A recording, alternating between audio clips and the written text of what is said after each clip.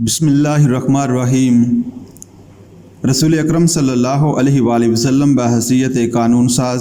सामीन अब शुरू करते हैं नबवी सल्लल्लाहु अलैहि वसल्लम कानून साजी की खसूसियात। नबवी सल्लल्लाहु अलैहि वसल्लम कानून साजी की वो नुमायाँ खसूसियात जिनकी रोशनी में हम अपने निज़ाम कानून व इंसाफ को तामीरी बुनियादों पर इससे पहले इस्तेवार करते रहे हैं और आइंदा भी करते रहेंगे। नंबर 1, वही व इल्हाम पर मबनी होना। हज़ूर नबी करीम सल्लल्लाहु अलैहि वसल्लम की कानून साजी की सबसे पहली और अहम खसूसियत यह है कि इसकी बुनियाद फ़ानी इंसानों के ज़ाती एहसासात, अफ़कार और तारीख़ी व माशरती तजर्बात के बजाय वही व इल्हाम पर रखी गई है। जैसा कि कुरान हकीम तस्दीक करता है, वमा यंतिकु अनिल हवा इन हुवा इल्ला वह्युन यूहा।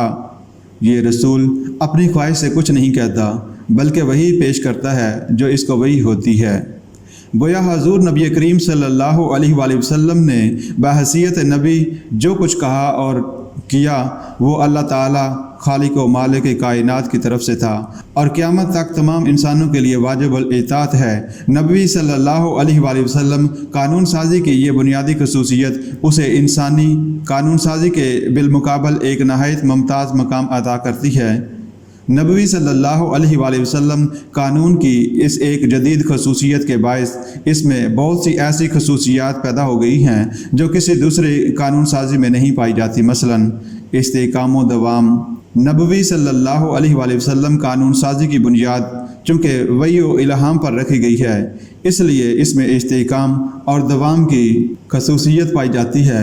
इंसानों के बनाए हुए कवानीन इनकी बशरी कमज़ोरियों, आजिज़ी और बेचारगी के आइनादार होते हैं। वो हमेशा तगय्युर व तबद्दुल का शिकार रहते हैं। जब कभी माशरे में कोई ऐसी अचानक तब्दीली रुनमा होती है जिसका पहले से एहसास ना किया गया हो या नए हालात पैदा हो जाते हैं तो इनके मुताबिक कवानीन में भी तब्दीली नागज़ीर हो जाती है। गोया इन कवानीन की फितरत ही में नक्स और खामी पाई जाती है। ज़ाहिर है कोई ऐसा कानून जिसके बनाने वालों की फ़िक्र महदूद, नज़र गुता हो और तजर्बा खाम हो नकाइस से पाक नहीं हो सकता। चुनांचे ज़रूरी है कि जैसे जैसे इंसानी फ़िक्र में वसअत, नज़र में बारीक बीनी और तजर्बे में पुख्तगी पैदा होती जाए और हालात के तकाज़े बदलते रहें, इन्हीं के मुताबिक कानून और निज़ाम अदल व इंसाफ भी बदलता रहता है। इसके नकाइस दूर किए जाते रहे और उसे असरी तकाज़ों से हम आहंग बनाने के लिए मुसलसल कोशिशें बरोए कार लाई जाती रहीं। इसके बरक्स हज़ूर सल्लल्लाहु अलैहि वसल्लम का बनाया हुआ कानून ऐसे तमाम नकाइस और खामियों से पाक है। इसकी बुनियाद ऐसे असूलों पर रखी गई है जिनमें तगय्युर और तबद्दुल की ज़रूरत कभी महसूस ना होगी। ये असूल मौजूदा और आइंदा आने वाले तमाम इंसानों के इनफरादी और इज्तिमाई मिजाज से कुल्ली हम आहंगी रखते हैं। इनफरादी इर्तिका और इज्तिमाई तरक्की का कोई कदम नबवी असूल कानून के दायरा अमल से आगे नहीं निकल सकता। इंसानी एहसासात की कोई तब्दीली इन्हें ज़वाबत पारीना करार देकर माजी के अंधेरों में नहीं धकेल सकती। इन असूलों में मौजूदा और आइंदा रुनमा होने वाले तमाम हालात की रायत मलहूज़ रखी गई है। इनमें किसी तगय्युर व तबद्दुल की कोई गुंजाइश नहीं। तवाज़ुन व इत्तिदाल। नबी सल्लल्लाहु अलैहि वसल्लम कानून साजी की अहम खसूसियत ये है कि उसके असूल और एहसासी अहकाम में बड़ा इत्तिदाल पाया जाता है। यहाँ एक तरफ इखलाक का बुलंद तरीन नस्बुल ऐन पेश नज़र रखा गया है और दूसरी तरफ इंसान की फितरी कमज़ोरियों और तिबी हदूद को भी नज़रअंदाज नहीं किया गया। एक तरफ माशरती और इज्तिमाई फलाह व बहबूद को सामने रखा गया तो दूसरी तरफ इनफरादी ज़रूरतों और महसूसात को भी पूरी अहमियत दी गई है। यहाँ पर अफराद पाई जाती है, ना तफरीत, ना बेजा शिद्दत और सख्ती से काम लिया गया है, ना ऐसी नरमी रवा रखी गई है जो लोगों को इर्तिकाब जुर्म पर उभारने वाली हो। ये एक इंसाफ और मबनी कानून साजी है जिसमें इन तमाम चीज़ों का ख्याल रखा गया है जिनका ख्याल रखना हर तामीरी और इंसाफ पर मबनी कानून साजी के लिए ज़रूरी है। यही वजह है कि हज़ूर अकरम सल्लल्लाहु अलैहि वसल्लम के बनाए हुए कवानीन बायक वक्त दुनिया के ऐसे बहुत से मुख्तलिफ मुल्कों में राज रहे हैं जिनके बाशिंदों में इल्मी, तहजीबी और तमदनी तरक्की के लिहाज से बड़ा फ़र्क पाया जाता है, जिनका मिजाज آج دوسرے مختلف آب و ہوا، حتیٰ کہ اقتصادی حالات بھی ایک دوسرے سے مختلف تھے، اور کہیں کوئی ایک واقعہ بھی ایسا پیش نہیں آیا کہ کسی انفرادی یا اجتماعی تجربے کے پیش نظر انہیں یا ان کے کسی احساسی حکم کو غلط، ناقابل عمل یا قابل ترمیم سمجھا گیا ہو۔ یہی نہیں بلکہ انسانی فکر اپنی موجودہ ذخیرہ کن ترقی اور مسلسل کوششوں کے باوجود اب تک کوئی ایسا نظام قانون و انصاف واضح نہیں کر سکی جو اپنی جامعیت، اعتدال، توازن کے لحاظ سے اس نبوی صلی اللہ علیہ وآلہ وسلم قانون و انصاف کے ہم پلہ یا اس کے لگ بھگ بھی ہو۔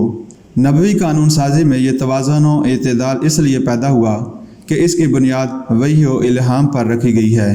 الہامی رہنمائی کے بغیر کسی انسان کے لیے یہ ممکن نہیں کہ وہ اپنی فطری کمزوریوں اور تنگ دامانی کی حدود سے باہر نکل کر کسی مسئلے کے تمام پہلوؤں کا احاطہ کر سکے، حال اور مستقبل میں رونما ہونے والی تبدیلیوں کا صحیح اندازہ کر سکے، اپنی اور اپنے جیسے دیگر انسانوں کی فطرت کے کھلے اور چھپے خصائص کو سمجھ سکے۔ نہ اس کے لیے یہ ممکن ہے کہ اپنے ماحول کے اثرات سے بالکل آزاد ہو جائے اور اپنی ذاتی پسند و ناپسند کے تنگ دائرے سے باہر نکل کر کوئی ایسا قانون بنائے جو پوری انسانیت کی انفرادی و اجتماعی ضرورتوں کو پورا کرتا ہو، ہر مقام اور ہر زمانے کے تقاضوں سے ہم آہنگ ہو، جس میں لوگوں کی انفرادی اور اجتماعی فلاح و بہبود کو سامنے رکھا گیا ہو۔ یہی وجہ ہے کہ انسانی فکر پر مبنی قوانین میں توازن اور اعتدال نہیں پایا جاتا۔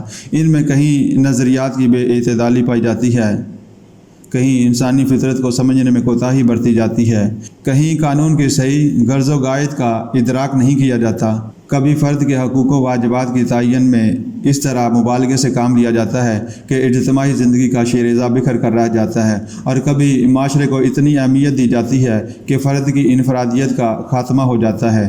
ظاہر ہے انصاف کے تقاضے ان دونوں صورتوں میں پورے نہیں ہوتے۔ رفعت و بلندی، وحی و الہام پر مبنی نبوی قانون سازی کی اہم خصوصیت یہ ہے کہ اس میں رفعت و بلندی پائی جاتی ہے۔ اسلام برابری اور مساوات کا دین ہے۔ یہاں تمام انسانوں کو انسان سمجھا جاتا ہے اور ان کے ساتھ معاملہ انسانی بنیادوں پر کیا جاتا ہے۔ یہاں کسی کے لیے حقارت، ذلت اور گھٹیا پن کی کوئی گنجائش نہیں۔ یہاں اس امر کی کوشش نہیں کی جاتی کہ اگر کسی سے بتقاضۂ بشری کوئی جرم سرزد ہو گیا ہو تو اب اسے زندگی کے ہر حق سے محروم کر کے حوالہ زندان کر دیا جائے۔ مسلمہ قانونی حیثیت، نبوی صلی اللہ علیہ وآلہ وسلم قانون سازی کی ایک خصوصیت یہ ہے کہ اس کے قوانین اور قواعد و ضوابط کو ہمیشہ قانون کا درجہ حاصل ہے، یعنی انسانوں کے بنائے ہوئے قوانین کو قانونی حیثیت صرف اس صورت میں حاصل ہوتی ہے جبکہ انہیں کسی بااختیار حاکم کی منظوری حاصل ہو یا کوئی عدالت انہیں قانون کا درجہ دیتے ہوئے نافذ کرے۔ اگر ایسی کوئی چیز ان قوانین کو حاصل نہ ہو تو ان کی قانونی حیثیت ختم ہو جاتی ہے۔ اس کے برعکس حضور رسول اللہ صلی اللہ علیہ وآلہ وسلم کے بنائے ہوئے قوانین کی قانونی حیثیت ان میں سے کسی چیز کی محتاج نہیں۔ یہ قوانین ہر حال میں قانون کا درجہ رکھتے ہیں، خواہ کوئی حکومت انہیں تسلیم کرے یا نہ کرے، کوئی عدالت انہیں نافذ کرے یا نہ کرے۔ رسول اللہ صلی اللہ علیہ وآلہ وسلم کے بنائے ہوئے ان قوانین کو اس ہستی کی منظوری حاصل ہے جو اس کائنات کی خالق اور حقیقی اختیار کی مالک ہے۔ ان کی قانونی حیثیت پر کوئی اثر نہیں پڑتا، انہیں ہر حال میں قانون کا درجہ حاصل رہتا ہے۔ یہی وجہ ہے کہ انہیں اللہ تعالیٰ کا سچا قانون نہ ماننے والے بہرحال بغاوت کے مجرم قرار پاتے ہیں۔ ارشاد باری تعالیٰ ہے وَمَن لَّمْ يَحْكُم بِمَا أَنزَلَ اللَّهُ فَأُولَٰئِكَ هُمُ الْكَافِرُونَ، جو لوگ اللہ تعالیٰ کی نازل کردہ کتاب کے مطابق فیصلہ نہ کریں وہ کافر ہیں۔ تقدس و احترام، حضور اکرم صلی اللہ علیہ وآلہ وسلم کے بنائے ہوئے قوانین کی ایک اور خصوصیت ان کا مقدس و محترم ہونا ہے۔ ان کو اللہ تعالیٰ کا سچا قانون تسلیم کرنا ہر مسلمان کے ایمان کا جزو ہوتا ہے۔ انہیں مانے بغیر کوئی شخص مسلمان نہیں ہو سکتا۔ دنیا کا ہر مسلمان یہ عقیدہ رکھتا ہے کہ حضور نبی کریم صلی اللہ علیہ وآلہ وسلم کے بنائے ہوئے قوانین کو اللہ تعالیٰ کی منظوری حاصل ہے۔ یہ چیز ان قوانین کو ایسی عظمت اور تقدس عطا کرتی ہے جو دنیا کے کسی اور مجموعہ قوانین کو حاصل نہیں، جو اپنے قانون کی پابندی کرنے والوں کو جزا اور مخالفت کرنے والوں کو سزا دینے پر قادر ہے۔ ہر مسلمان یہ سمجھتا ہے کہ اگر میں نے لوگوں سے چھپ کر علیحدگی میں بھی ان قوانین کی خلاف ورزی کی تو میں سزا سے نہ بچ سکوں گا۔ یہی وجہ ہے کہ یہ قوانین اس بات کے محتاج نہیں کہ کوئی حکومت انہیں نافذ کرے تو ان کی پابندی کی جائے گی۔ ان کی پابندی انسانی ذمہ داری کے اپنے اس داخلی احساس کے تحت کرنا ہے کہ اگر میں نے ان کی نافرمانی کی تو مجھے اپنے رب کی ناخوشی کا سامنا کرنا پڑے گا۔ مثبت تعمیری کردار۔ ان قوانین کی ایک خصوصیت معاشرے میں ان کا مثبت اور تعمیری کردار ہے۔ یہ افراد معاشرہ کو ایک دوسرے پر ظلم و زیادتی سے روک کر صرف منفی کردار ادا نہیں کرتے بلکہ لوگوں کی اخلاقی اصلاح اور ان کی تہذیبی و تمدنی ترقی میں قابل قدر خدمات سر انجام دیتے ہیں۔ یہ قوانین انسان کے جذبات میں پاکیزگی، احساسات میں رفعت اور نظر میں بلندی پیدا کرتے ہیں۔ معاشرے میں ان قوانین کے نفاذ اور ان کے احکام پر عمل و درآمد سے امن و سکون کی ایسی فضا پیدا ہوتی ہے جس میں افراد معاشرہ کی ذہنی صلاحیتیں اور جسمانی قوتیں اچھی طرح نشو و نما پاتی ہیں۔ یہاں لوگ اللہ تعالیٰ کے خوف کے سوا ہر خوف سے آزاد ہوتے ہیں جس سے ان کے لیے انسانیت کے بلند ترین مراتب حاصل کرنا ممکن ہو جاتا ہے۔ اس پاکیزہ فضا میں لوگ اپنی ذمہ داریوں سے بحسین و خوبی عہدہ برا ہوتے ہیں جو زمین پر اللہ تعالیٰ کے خلیفہ ہونے کی حیثیت سے ان پر عائد ہوتی ہیں۔ نبی صلی اللہ علیہ وآلہ وسلم قوانین کی یہ خصوصیت بھی ایسی ہے جس میں دنیا کا کوئی قانون اس کا مقابلہ نہیں کر سکتا۔ انسانی قانون کا اصلی کردار خود اس کے اپنے ماہرین کے بیان کے مطابق صرف یہ ہے کہ لوگوں کو ایک دوسرے پر ظلم و زیادتی کرنے سے روکے۔ وہ کسی جرم کو وقوع پذیر ہونے سے نہیں روکتا بلکہ ہر جرم کے واقع ہو جانے کے بعد بروئے کار آتا ہے اور مجرم کو سزا دیتا ہے۔ وحدت یکسانی۔ قانون کے اندر وسعت و یکسانی کا پایا جانا ایک ضروری امر ہے کیونکہ اس کے بغیر قانون کا اصلی مقصد یعنی عدل و انصاف کا قیام پورا نہیں ہو سکتا۔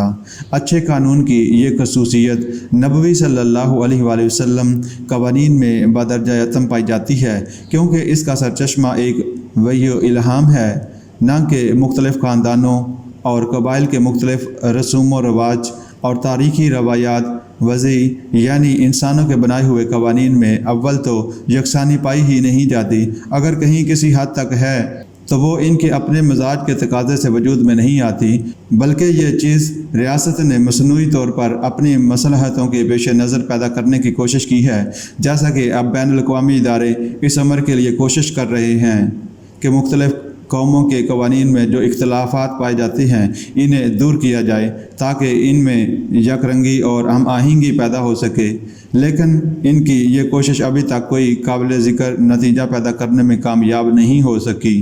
عدم حرج۔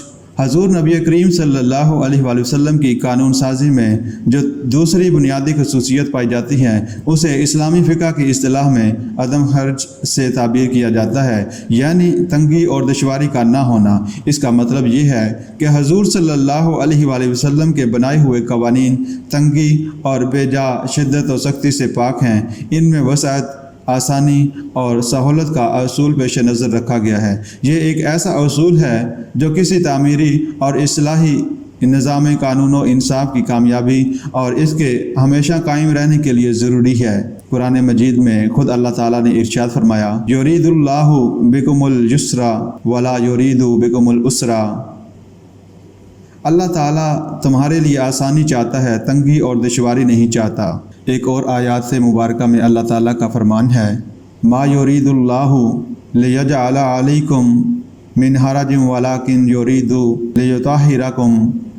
اللہ تعالیٰ نہیں چاہتا کہ تمہیں کسی دشواری میں مبتلا کرے بلکہ اس کا اصل مقصد تمہیں پاک و صاف کرنا ہے۔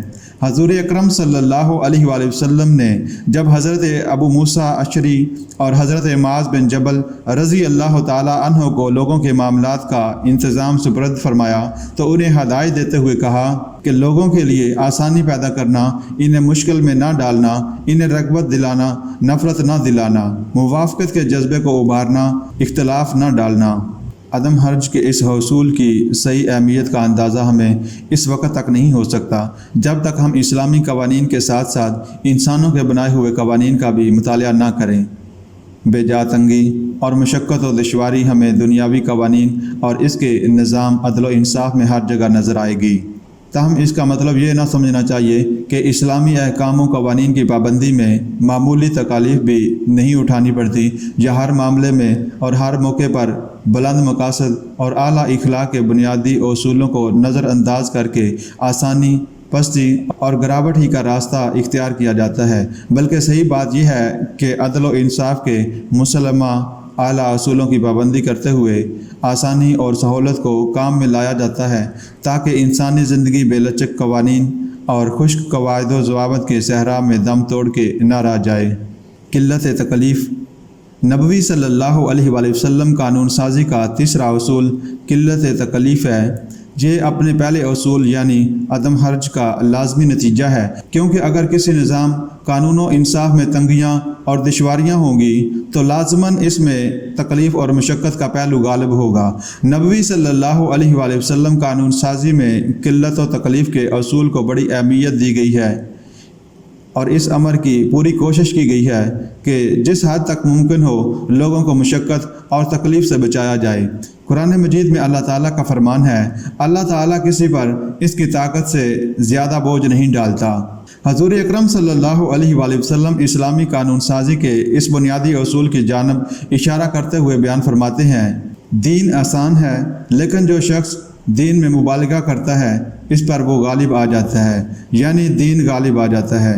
نبوی صلی اللہ علیہ وآلہ وسلم قانون سازی کی اس بنیادی خصوصیت سے ہمیں یہ اصول ملتا ہے کہ جس حد تک ممکن ہو احکام و قوانین میں آسانی اور سہولت کو مد نظر رکھنا چاہیے اور لوگوں کو خواہ مخواہ مشقت و تکلیف میں نہیں ڈالنا چاہیے۔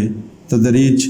اس سلسلے کی چوتھی خصوصیت تدریج ہے، یعنی مختلف قوانین کا حالات کے مطابق رفتہ رفتہ نافذ کیا جانا، جس طرح قرآن حکیم نے احکام و قوانین کے بیان میں تدریج کے اصول کو مد نظر رکھا کہ ابتدا میں صرف عقائد و عبادات سے متعلق مجمل احکام نازل ہوئے اور بعد میں جب معاشرہ انفرادی اور اجتماعی سطح پر سیاسی، معاشی، معاشرتی اور تمدنی معاملات سے متعلق تفصیلی احکام قبول کرنے پر آمادہ ہو گیا تو بتدریج نہ صرف شخصی اور قومی بلکہ بین الاقوامی امور اور معاملات کے بارے میں بھی قوانین نافذ ہوئے۔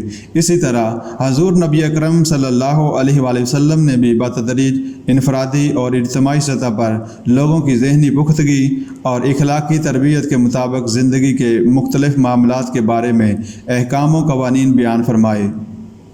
عرب معاشرت کے بعض قوانین اور رسم و رواج جنہیں کسی مصلحت سے ابتدا میں برقرار رکھا گیا تھا بعد میں منسوخ کر دیے گئے، اور بعض باتیں جن سے ابتدا میں روکا گیا تھا بعد میں ان کی اجازت دے دی گئی۔ حضور نبی کریم صلی اللہ علیہ وآلہ وسلم کا ارشاد ہے، کرامت و فضیلت کی کوئی چیز ایسی نہیں جو اللہ تعالیٰ نے اس امت یعنی امت محمدیہ کو عطا نہ کی ہو، اور یہ بھی اللہ تعالیٰ کا فضل و احسان ہے کہ اس نے شریعت کے تمام احکام ایک ہی دفعہ میں نافذ نہیں فرمائے بلکہ وہ مختلف اوقات میں رفتہ رفتہ واجب ہوئے۔